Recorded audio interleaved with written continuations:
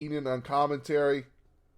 The Iron Sheik would win this battle royal after last eliminating Hillbilly Jim. It would be a 3-minute little battle royal, just fun to see. So, Iron Sheik gets his WrestleMania moment after years upon years of being not allowed in the company due to him and Hacksaw Jim Duggan being basically kind of banned due to their drug bust, I would say. So, it's cool to see the Iron Sheik win this and get his WrestleMania moment that he really deserved. One of the greatest ever. After this, you get your semi-main event with The Undertaker in his first ever Triple H match. This would lead to a series of matches at 27 and 28. But this was the first in their trifecta. Probably their weakest match on WrestleMania, but even their weakest match is a 4-star match. Their best match is a 5-star match, and their second best match is 4.5 to 4 3/4 stars. One of the best matches there is. Undertaker and Triple H just have a banger of a match. The only problem with this match is, one, it was not no DQ, because they felt they had enough gimmick matches on the card to not make this DQ. And the ref gets hit with just a straight punch, and that keeps him down for 90% of the match, to where the Undertaker and Triple H can go fight alongside. Undertaker chokeslams Triple H off basically the camera perch. Fun match, great match. Undertaker picks up the win over Triple H. This match, the build to it would lead to probably the best line, one of the best lines in the Undertaker's career, which is "Try me and I'll make you famous." That is a line that has lived in infamy and is still one of my favorite lines of all time. If anyone can find a shirt for that, I would love it. Of a "Try me and I'll make you famous" shirt from The Undertaker. Oh, God, I would love that. Triple X, by the way. That's my size. Undertaker picks up the win to remain undefeated at WrestleMania. And then your main event. The match that will live in history. Not in infamy, in history. Stone Cold Steve Austin versus The Rock. Their second match in WrestleMania main event in 2 years, because they may have had a WrestleMania 15, which was an okay match, probably the least of their trifecta matches at WrestleMania. Stone Cold Steve Austin, no disqualifications for the WWF Championship. This had one of the best promos ever, video packages, with the My Way by Limp Bizkit. Everyone who you could ask has always said that is at the top, if not number one, in their best video packages for WrestleMania of all time. It's a great package. Just the music to it. Deborah was supposed to be a part of this match. She was written out. She was apparently supposed to have a big part of this match. It was supposed to be one of the main reasons why Stone Cold turned heel at the end of this match. For those of you who don't know, Deborah Austin was Stone Cold Steve Austin's wife. So, at the time, they are no longer together. But that was supposed to be a big part of this match that never happened. Stone Cold would try to beat the shit out of The Rock. Mr. McMahon would come down with a steel chair. Looks like he's going to hit Stone Cold, but instead hits The Rock. Stone Cold goes to pin him. The Rock kicks out after several chair shots and one last stunner. The Rock stays down. A bloody Stone Cold and a bloody Mr. McMahon shake hands in the middle of the ring. What the hell? The man who has been feuding with Mr. McMahon ever since he came into WWE, he was supposed to be a Hellraiser, has now joined with Mr. McMahon. Stone Cold said he would do anything to win that WWE Championship, and he did it, man. Austin stands tall. WrestleMania 17 ends, and is still known as one of the best WrestleManias ever. God, it's a fun WrestleMania to watch. If you get a chance, go watch it. To me, it's always going to be a fun WrestleMania. It always will be. Now, ladies and gentlemen, in your WrestleMania-packed edition of Wrestling Made Simple, let's look at the WrestleMania card.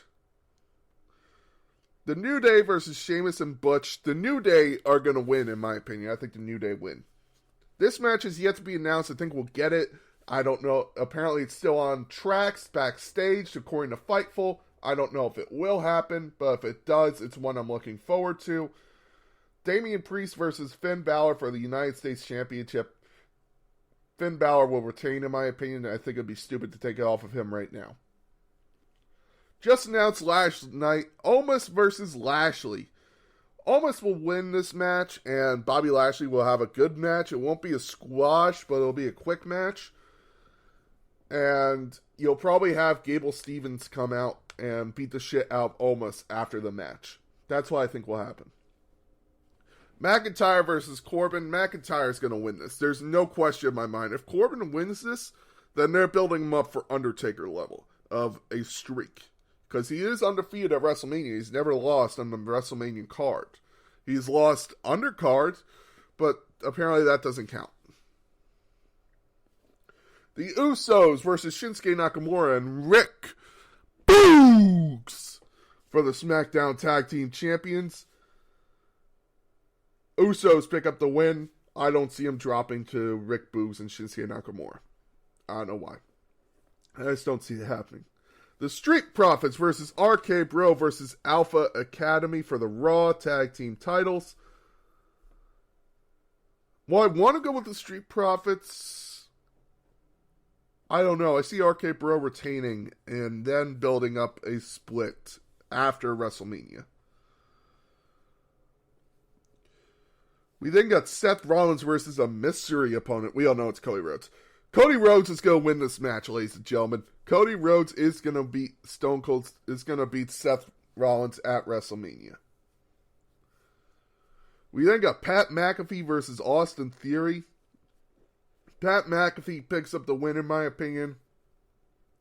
Austin Theory needs to get his comeuppance. We then got Sami Zayn versus Johnny Knoxville in an anything goes match. Why do I see Sami Zayn winning this match? I think Sami Zayn wins. I don't know why, but I think Sami Zayn wins. We then got your Fatal 4-Way for the WWE Tag Team titles, Women's Tag Team titles. Naomi and Sasha versus Liv Morgan and Rhea Ripley versus Carmella and Queen Zelina versus Natalya and Shayna Baszler.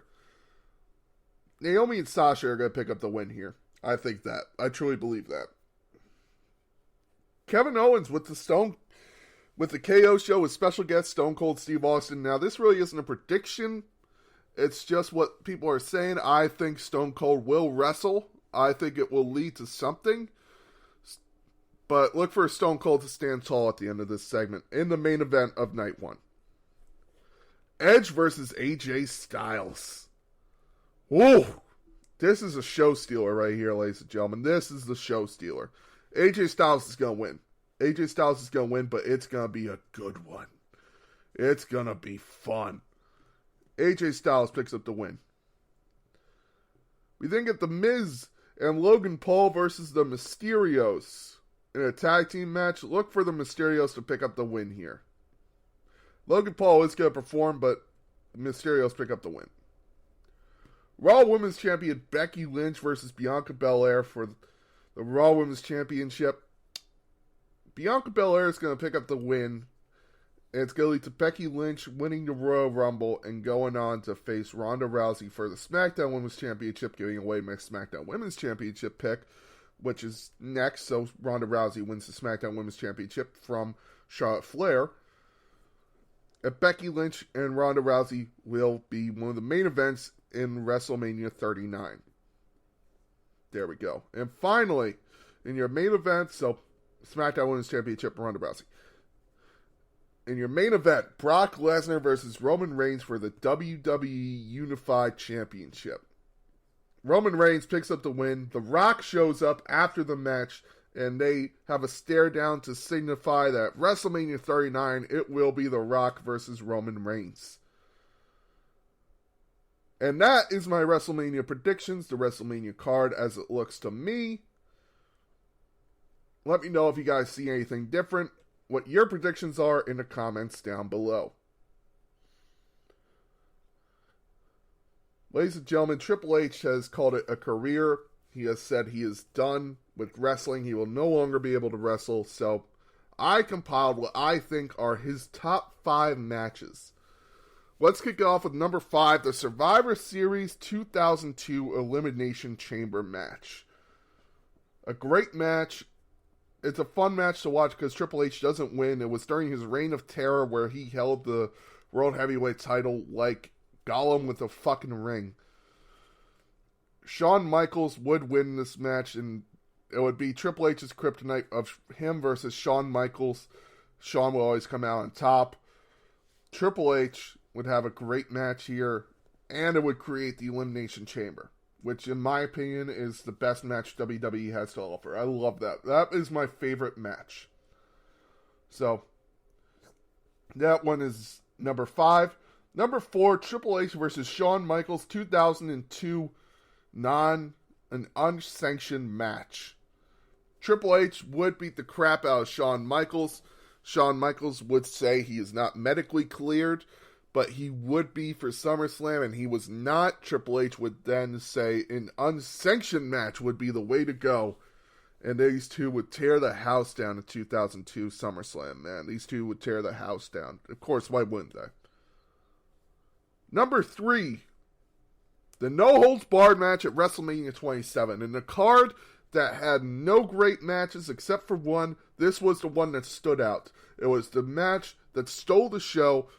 No-holds-barred versus The Undertaker. The Triple H's second shot at beating the streak. These two would beat the living fuck out of each other. There would be no question these two were unbelievable and the stars of WrestleMania 27. And for their performance on the card of a shitty card, this is why that goes to number 3 on Triple H's all-time great matches. Number 2, the end of an era match. The second match in a row for Triple H versus The Undertaker at WrestleMania, and their final and third encounter at WrestleMania. Undertaker and Triple H would go into Hell in a Cell to have one last match, one last shot at Triple H beating the streak of The Undertaker. And Shawn Michaels will be a special guest referee. From every pinfall, every little moment, it would feel like the streak is dead or Triple H has failed to accomplish his dream. Finally, in the end, Undertaker hits a tombstone. These 3 men walk up the ramp, look to the crowd, and signify what is the end of an era. God, this was a great match. That's why it goes to number 2. But number 1, there should be no question. It's the Royal Rumble versus Mick Foley. This match has everything a great match, especially an ODQ match, should have. Triple H and Mick Foley would talk about working together, and Vince McMahon finally approached them and asked what they would think of working together after Stone Cold would be injured. And it would be perfect. These two would create magic together that night, man, in Madison Square Garden. Again, it's the match I can't do justice talking about. Every single spot had the crowd on their feet. There's a great Untold about it on WWE, which is where 2 wrestlers get together and talk about the matches that truly made them. This was a great match. If you're ever looking for a great documentary to watch that one. It's a fun one. Triple H and Mick Foley just went to war here. And it basically made Triple H a main event player. So that is the reason that is my number 1 match of Triple H's career. Triple H, I was there for your last WrestleMania match. And you went out as strong as you came in, man. Enjoy retirement. You've earned it. I wish you could have had one farewell match. But I get why not. Enjoy retirement.